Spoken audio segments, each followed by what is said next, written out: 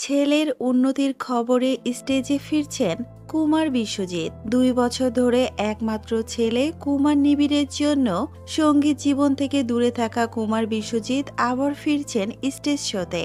কানাডার টরেন্টো দিয়ে শুরু হবে তার কনসার্ট সফর। এবার প্যারিস, নিউজিল্যান্ড, কাতার ও অস্ট্রেলিয়ায় শো করবেন। ছেলে নিবিড় ধীরে ধীরে সুস্থতার দিকে এগোচ্ছে, তবে এখনও নিজের পায়ে দাঁড়াতে পারছে না। তবে চোখে তাকানো, ঘাড় নড়ানো, হালকা হাত পা নড়ানো, এই সবই ইতিবাচক অগ্রগতি। আজ ৬ মে, ৯০-এর দশকের ঢালিউড সুপারস্টার অমর সানির জন্মদিন। তবে দিনটি তার কাছে উদযাপনের নয়, বরং স্মৃতির আর শূন্যতার। কারণ ২০০০ সালের ২৩শে মে হারিয়েছেন জীবনের সবচেয়ে প্রিয় মানুষটিকে, মাকে। সেই থেকেই জন্মদিন মানেই তার কাছে এক বিষণ্ণ উপলক্ষ।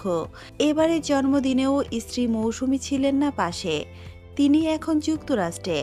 তবুও চ্যানেল আইয়ের জন্মদিনে যুক্ত হয়ে কেক কেটেছেন ভিডিও কলে। অমর সানি নিজের ভাষায়, জন্মদিন মানেই মৃত্যুর কাছাকাছি চলে যাওয়া। আল্লাহ আমাকে জন্ম দিয়েছেন আর আমি মৃত্যুর দিকে এগিয়ে যাচ্ছি।